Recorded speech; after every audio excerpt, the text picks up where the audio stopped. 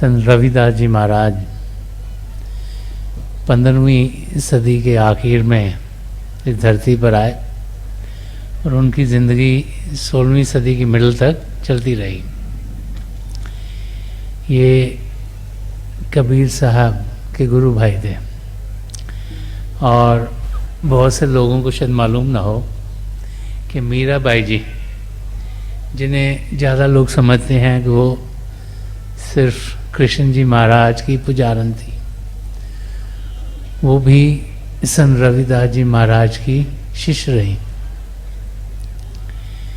अपनी ज़िंदगी की शुरुआत में मीराबाई ने बहुत कुछ कृष्ण जी महाराज के प्रेम में लिखा, लेकिन जब उनकी ज़िंदगी में संत रविदास जी महाराज आए तो फिर उन्होंने यही कहा कि मेरा मन मानी सूरत सैल आसमानी, कि मेरा मन असलियत की तरफ तब माना जब मेरी सूरत, मेरी रूह अंदर के मुकामों में उड़ान करने लगी। तो संत रविदास जी महाराज ऐसे संत रहे जो अंदरूनी यात्रा, जो हमें इस दुनिया से उस दुनिया तक लेके जाती है, इसकी शिक्षा देते थे। जब हम उनकी ज़िंदगी देखते हैं तो एक कॉबलर थे, वो जूते फिक्स करने का काम करते थे। हिस्ट्री की ओर जाते हैं हम तो देखते हैं कि संत महापुरुष अलग अलग चोलों में आए, अलग अलग कार्य करते थे, अलग अलग रिलीजन्स, फेथ्स में आए, लेकिन उन सब का मकसद एक ही था, उनकी शिक्षा एक ही थी। तो संत रविदास जी महाराज एक कॉबलर का काम करते थे और उस समय का जो राजा वहाँ था उसका नाम था राजा पीपा। वो बड़ा अच्छा राजा था, लोगों का बहुत ख्याल करता था और उसका ध्यान भी रहता था कि कैसे चीज़ें अच्छी और बेहतर हों। तो उसे किसी ने कहा कि एक संत महापुरुष हैं, आप उनके पास जाओ तो वो आपको आत्म का ज्ञान देंगे। तब राजा, क्योंकि सारे देश का राजा था, वो किसी के पास जाए ये उसको ठीक नहीं लगा। तो उसने सोचा कि मैं रात के समय में जाऊंगा जब कोई मुझे देखेगा नहीं। तो राजा तो अपने आप को देने वाले समझते हैं, वो लेने वाले तो समझते नहीं। तो वो रात को जब अंधेरा था तो संत रविदास जी महाराज की कुटिया पर पहुंचा। जब संत रविदास जी महाराज ने देखा कि राजा आया हुआ तो उन्हें लगा कि बड़े साहस से आया ये तो, क्योंकि एक राजा को किसी कॉबलर के पास जाना इतना इजी काम नहीं था। तो उन्होंने बड़े प्यार से राजा को बिठाया, उससे बातचीत की और उन्हें लगा कि मैं इस राजा का कल्याण कर दूं, कि ये बड़े हिम्मत से आया, बड़े प्यार से आया है, तो मैं इसको जो भी चाहिए वो दे दूं ताकि इसकी ज़िंदगी का मकसद पूरा हो जाए। तो उस समय ऐसे था जबकि प्रसाद दिया जाता था। तो क्योंकि ये चमड़े का काम करते थे, इनके पास एक प्लेट सी थी जिसमें पानी पड़ा था, जिसमें कि चमड़ा सुबह से वो रगड़ रहे थे। तो उन्होंने वो पानी उठाया, हाथ में लिया और राजा को प्रसाद जैसे दे दिया। अब राजा ने जब वो चमड़ी वाला पानी अपने हाथ में लिया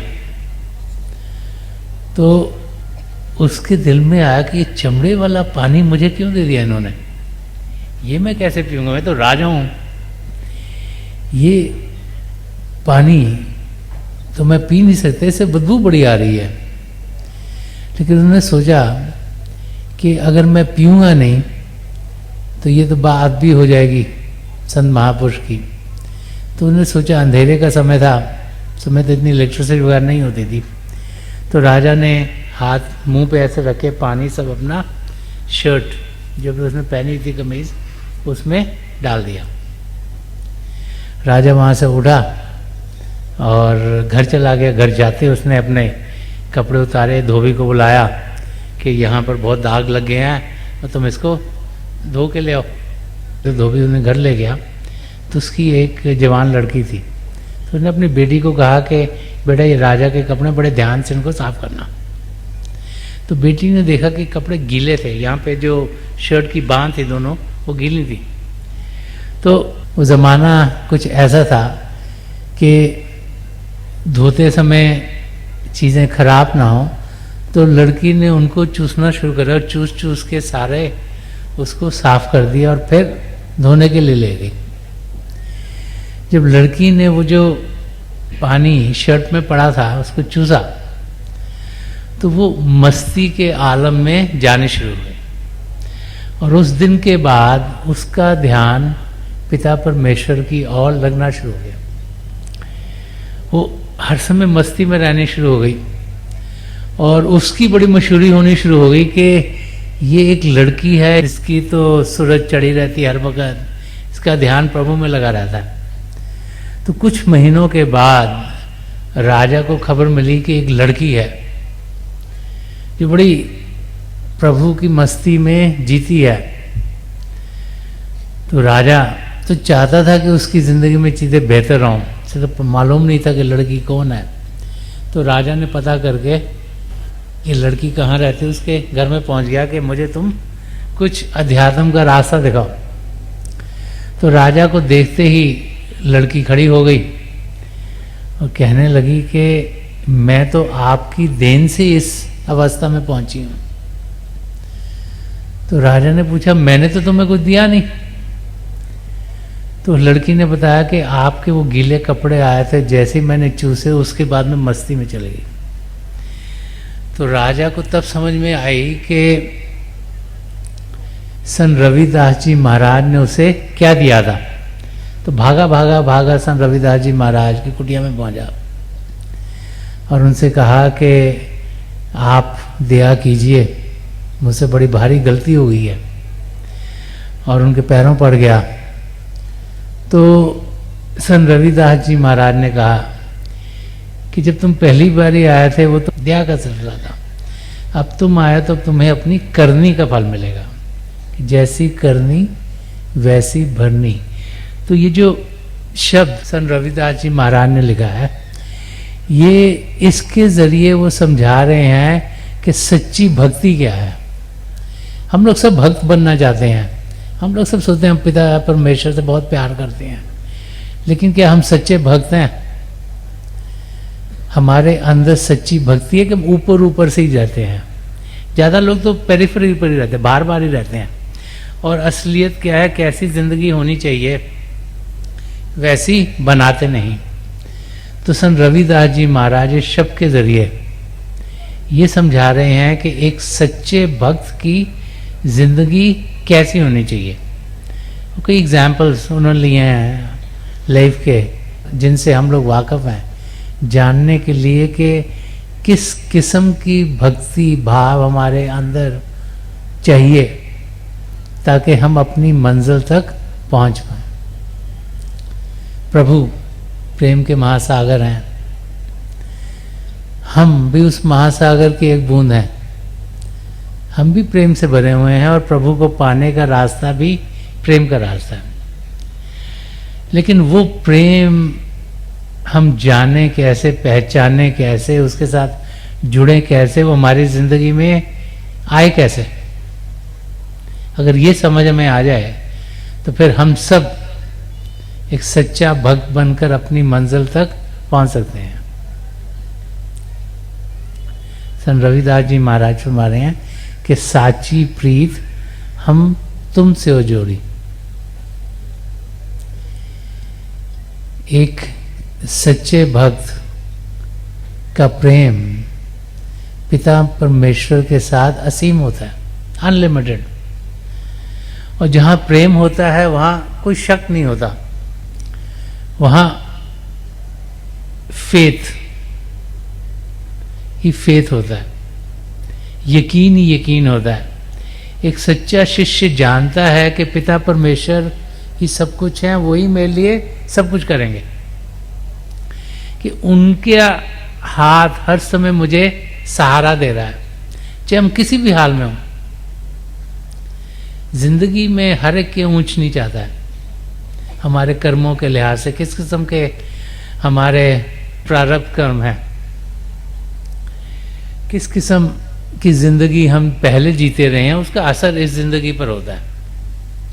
तो उस लिहाज से ऊंच नीच जरूर आते हैं। कभी फाइनेंशियल प्रॉब्लम हो गई, तो कभी शारीरिक प्रॉब्लम हो गई, कभी रिलेशनशिप्स में डिफिकल्टी हो गई, कुछ ना कुछ तकलीफ, कुछ ना कुछ ऊंच नीच हर एक की जिंदगी में आती है। उसको हम झेलते कैसे हैं? कि उसमें हम डिसइल्यूजन हो जाते हैं, कि उसमें हम ये सोचना शुरू कर देते हैं कि प्रभु के पास तो समय नहीं, इतने सारे लोग, हमारा ख्याल कैसे करेगा, इसीलिए हमारी जिंदगी में मुसीबत आ गई। तो एक सच्चा शिष्य जानता है कि पिता परमेश्वर हर पल हर क्षण उसके अंग संग है, और जो जो उसे चाहिए, जो उसकी बेहतरी के लिए, वो पिता परमेश्वर हर समय हमारी जिंदगी में हमें दे रहे हैं। इसलिए उसका लगाव, उसका प्रेम पिता परमेश्वर से गुड़ होता है। तो यहाँ पे वही फरमा रहे कि साची प्रीत हम तुमसे हो जोड़ी, के सच्चा प्रेम हे पिता परमेश्वर मैंने आपके साथ जोड़ दिया है, तुमसे हो जोड़ अवर संग तोड़ी। प्रेम तो एक ही जगह हो सकता है। अगर पिता परमेश्वर से प्रेम करना है तो सब तरफ के लगाव हमें छोड़ने पड़ेंगे। ये बार बार बार सब महापुरुष कहते हैं। इस जिंदगी में आने का मकसद ये है कि हम अपने आप को सही रूप में जान पाएं। ज़्यादा लोग तो ये समझते हैं हम शरीर हैं, किसको पूछो तुम कौन हो, तो या तो वो अपना नाम बताएगा जो उसे दिया गया, या वो शरीर जो उसे दिखाई देता है उसको ही सब कुछ समझता है।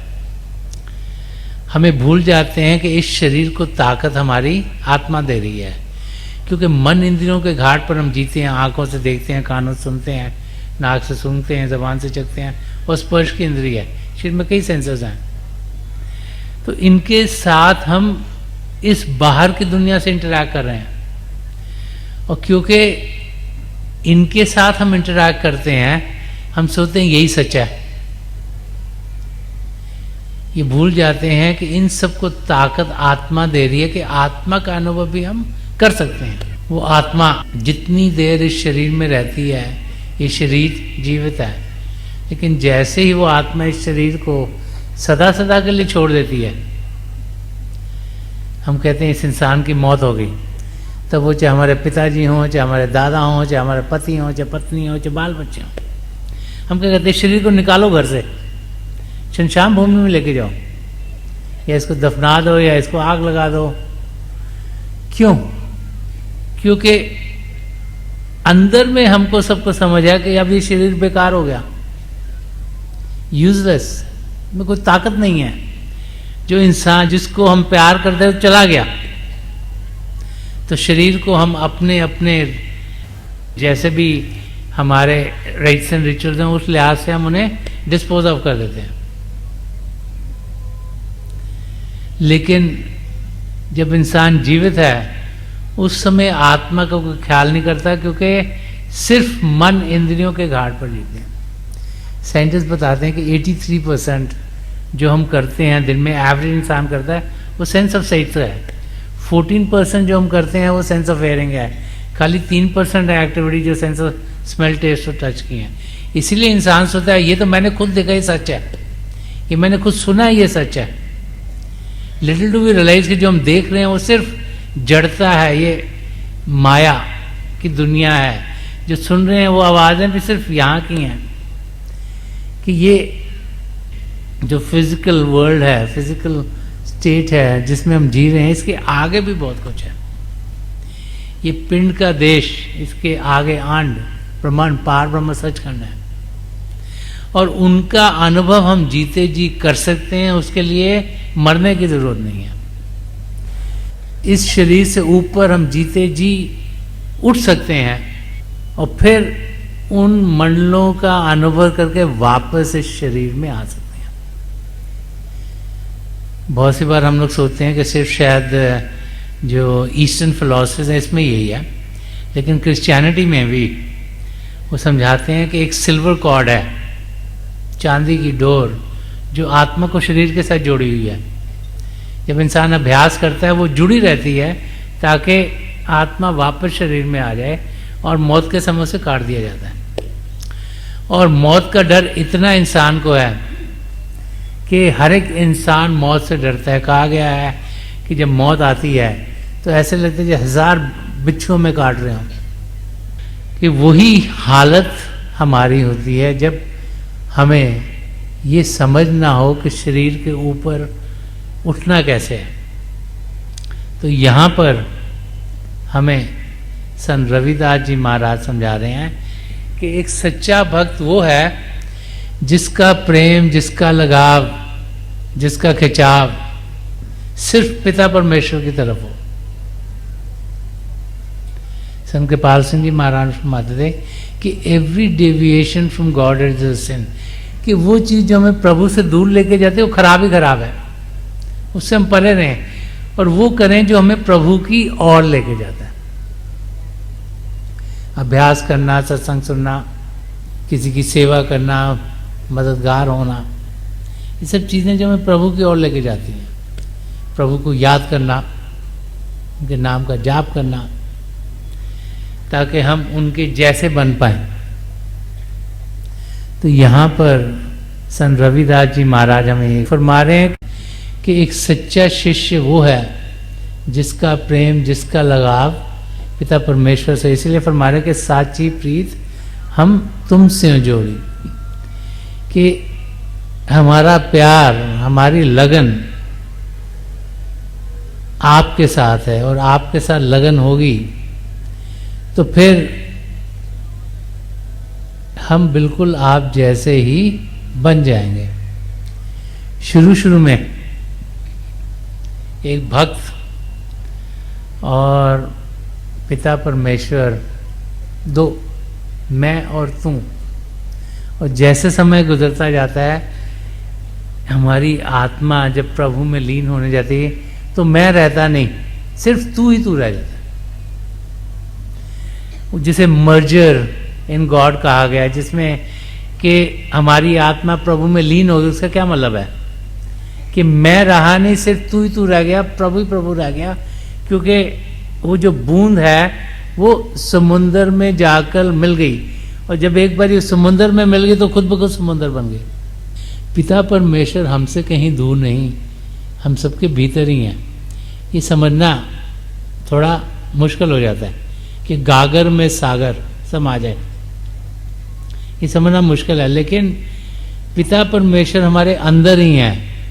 हमें सिर्फ अंदर की दुनिया में जाना है। बाहर से ध्यान हटाकर जब हम अंदर की ओर करेंगे तो हम उन्हें ज़रूर जान पाएंगे, पहचान पाएंगे और उनसे एक में हो पाएंगे। अंदर की दुनिया में जाना, अंदर की दुनिया में कदम बढ़ाना ही जिंदगी का मकसद है। बार बार बार महाप्रभु समझाते हैं।